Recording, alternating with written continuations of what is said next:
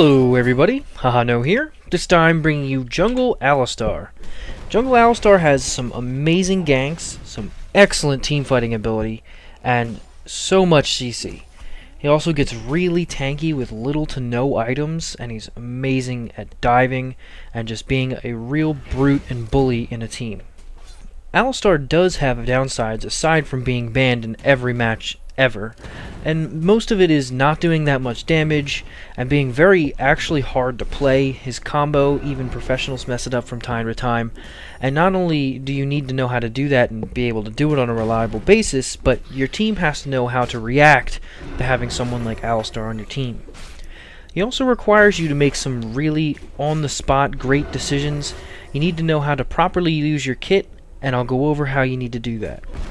This is my typical route on Alistar. I go Wolves, Blue, Wraiths, Wolves.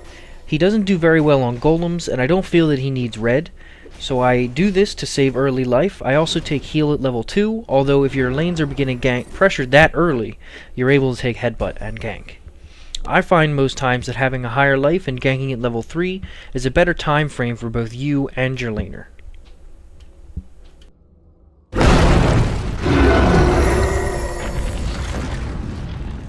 The strength of Alistar comes in knowing how to use his kit and being able to use it in innovative ways to make really big plays. You need to be able to know how to use your headbutt, your pulverize, and your ultimate in the proper amount of time. This short clip will show you how to be using your abilities to get away from dying as well as juking properly in order to escape death. Here I was trying to assist my teammate by going through my jungle. Kha'Zix, however, catches me and immediately throws on the exhaust. I use my pulverize and start auto-attacking to leave, when I notice that the rest of their team is coming around to flank me. I then headbutt Kha'Zix away from me and juke backwards using my ultimate. This is a great time to use my ultimate because if I had used it earlier, I would have taken more damage. I can see that Alistar's approaching me, so I flash out of the way of his headbutt so that he doesn't CC me. And then I use my headbutt to close the distance to keep Ezreal from attacking me.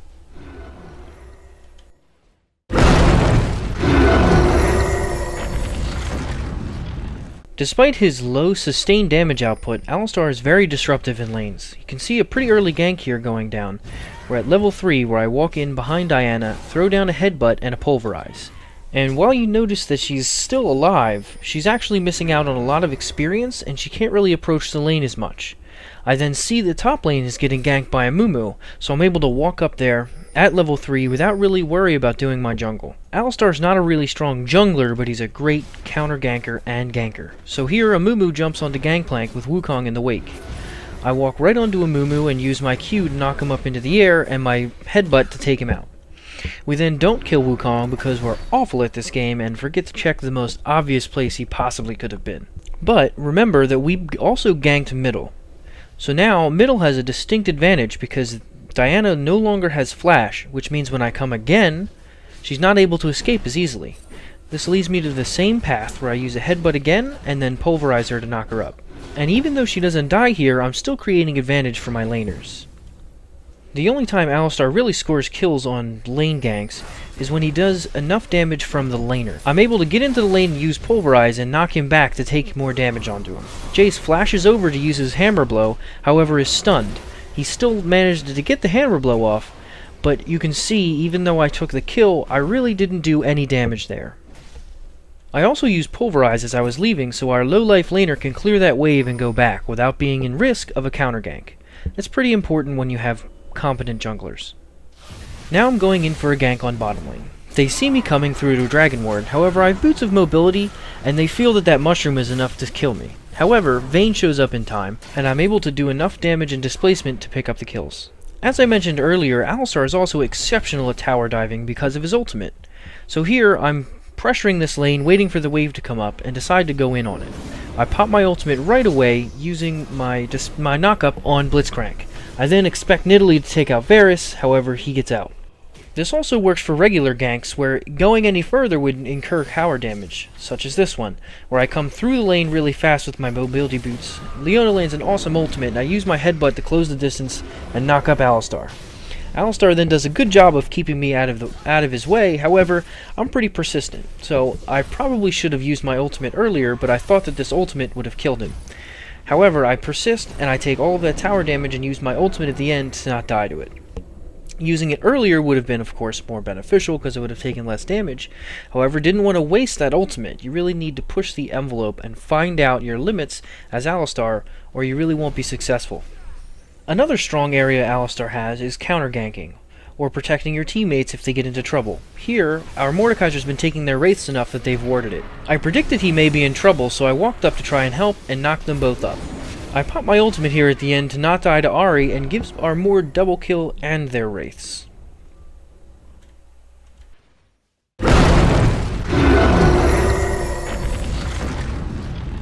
Because of Alistar's lack of sustained damage, this is how most of your counter jungling is going to go.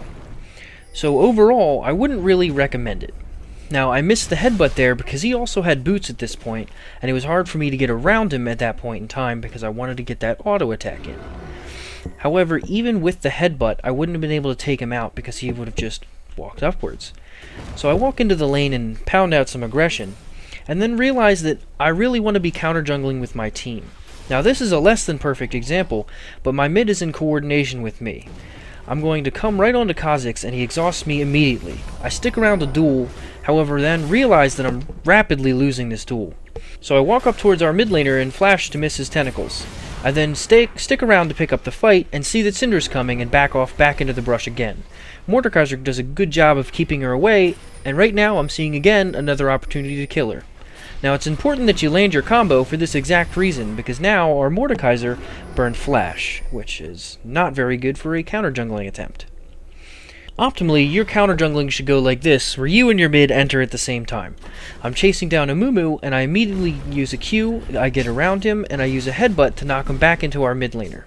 This picks us up a very easy kill on him, and then we leave the jungle. You need to be very careful when you're doing this, because you need to know the lives of yourself and your mid laner and have control over the lane in order to accomplish this.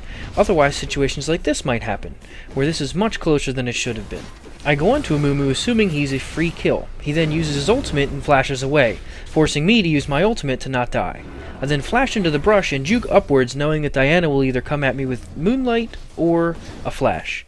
I stick around and headbutt her out of the way, still walking around trying to kite her skill shots. Nidalee lands a great heal on me right here, combined with mine, and you notice I'm healing and running next to them. This is giving them rampage damage, which allows our Nidalee to pick up the kills in a very close fight. I then see that Blitzcrank is coming, and I decide to juke up and around and out to our jungle.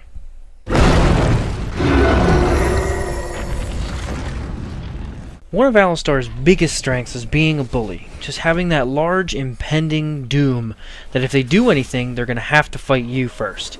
So here you can see most of the time I'm running in front of the team.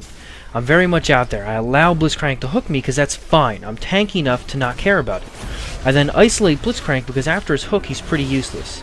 I stick around my team trying to keep him alive, and again I'm just having this presence of, if you want to do anything, I'm here. They're backing off after Mumu blew his ultimate. We only picked up 2 kills just there. So we're going to continue to pressure this tower. Now Wukong could easily come in and probably snipe 1 or 2 of us, but if anything happens, I'm going to be here. If you notice how far up I'm running on this turret, I'm hanging way in front of the team, way in front of the turret. I'm just using my heals. I'm not even attacking the turret. I'm just being an overall bully, knowing that, hey, if you guys step out of line, I'm going to come and get you. If you overextend a little bit, if you do anything wrong, I'm going to come at you. So you want to continue to do that as you're driving this lane. This is a continuous drive. It's just going to keep going up, and we're going to end up picking up 2 towers from this. So again, now here I am. I'm not really pressuring the tower too much. I'm walking in front of the tower. Amumu misses his bandage, and I take this as an opportunity to pick up the Wukong that has recently been overextended. Gangplank lands his Ignite on him, which does that. I take a lot of tower damage. My team sticks back wisely, because Wukong was dead, and takes out that turret. I then stick around even longer, and Blitzcrank and Amumu decide to try and kill me. However, I'm Alistar, so I never really die. So I'm just sticking around again, using my heals, having my team pick up kills, and if anything were to jump on my team, I'd be ready to either knock them off, knock them up, or kill them. So here, I use my ultimate, try and pick up the kill on Diana. Now, it was very close to picking up a kill on her. These are the sorts of man plays you have to start getting used to doing. You have a really resilient guy, especially with your ultimate, and you're able to take a lot of pain and deal a lot of CC.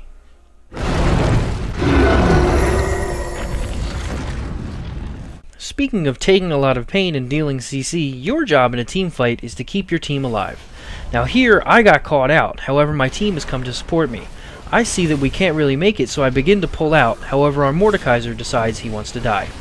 Then, our Jace runs in on Mordekaiser's idea and tries to pick up a quick kill, however I'm still sticking around making sure that Jace lives. Again, he uses Acceleration Gate, but I'm there to make sure that he doesn't die. You can also serve as an initiator to teamfights, and when you want to do this, you're going to want to keep a lot of their team isolated and focused on you. You can see here that my team is far away from me, and they're going to snake around me in order to take out my team. My team does a great job of dispersing despite Wukong and Amumu, however the three people here are focusing on Sona and myself. I do my best to keep Sona alive as long as I can, and I'm just sitting here taking a lot of damage with my ultimate. I flash over the wall to try and help my teammate again, and Blitzcrank and Varus decide to come on to me. Nidalee lands a great spear taking out Blitzcrank, and then we finish off Varus, leaving all of our team alive and most of their team dead. This sort of fine line between protecting, initiating, isolating, and zoning in teamfights is something you're going to have to learn when playing Alistar. Here we just pick up a dragon, and we come on, and I start a fight onto Blitzcrank. I miss my combo because I'm very bad at the game, but then we pull off. But I notice that my Gangplank gets caught out, so I come back around. Amumu goes over the wall and uses his ultimate, however, Blitzcrank hooks our AD through the wall. I decide to stick closer to the AD and try and protect him and keep him alive. This then leads me around trying now to protect Gangplank. As you can see, I don't go out of my way to either protect someone very far away, and I don't go out of my way to chase people out of fights. I stick with what's around me because that's what you have to do. I actually land my combo on Wukong here, giving Nidalee the other kill. She lands a pretty good spear here, and we manage to pick up Diana with a flash. I think teamfighting is one of the most dynamic things about Alistar, and he's really the reason I feel he's banned. His ganks can be done better by a couple other characters, but nobody else really offers the presence and initiation and protection that he does. Here, again, I'm far ahead of my team. I see them there, I land a nice little knock-up, a little combo, and Amumu comes in again, trying to do this. He lands a pretty good ultimate, Wukong lands an ultimate on our whole team. It procs the Guardian Angel, but if you look at the team, I'm taking all of the damage. I'm in front of my entire team. They're a little farther in the bush. I'm taking all the pain, aside from our AD who had his Guardian Angel popped, leaving my team to be able to clean up and do the rest. Here I'm entering the fight after the sparks have started to fly. I use my headbutt to knock Ezreal over the wall, and my Q to keep their distance on my team. I then pop my ultimate to reduce the damage I'm taking since I'm out in front, and then continue to stick with my team. If you notice, Kha'Zix jumped into my team, and I'm back there, and I'm trying to get him out of there. I'm again sticking around to knock around and move people in this fight. I managed to get lucky with Syndra missing her spell and live here, but we've come with a 3-0 exchange there. So as you can see with Alistar, your role is going to dynamically change as the game progresses. You need to be able to bully people, initiate fights, protect your team, gank lanes, and do a lot of stuff that overall is pretty difficult to do on one character. You have to have a huge presence and understand your abilities and also be able to combo them and understand the capabilities of your team while going through all of this. When combined, it makes Alistar a force that's banned nearly every game, because some of these things can be overlooked in a solo queue environment. However, he's still banned at a competitive scale, as you can see by almost any tournament that's been played in the last 6 months to a year. He's a very fun and empowering character, which leads to a really high skill cap, making the ability to make some amazing and great plays in almost every game possible. I would highly recommend playing a lot of games as Alistar, as he's extremely fun, and he also gives you a lot of insight on how to play other characters. I've noticed improvements in my play for all of my ganking junglers, such as Nautilus and Maokai, and also some Rammus. He also really helps your support play as you start to understand that your role in teamfights is to keep your team alive and to empower everyone else on your team. This is going to help you out a lot when you get into a teamfight as a support, as you will stop chasing after so many people. You'll stop doing anything other than making sure the person that you're with stays alive and stays relevant to the fight. I hope you enjoyed this Alistar video.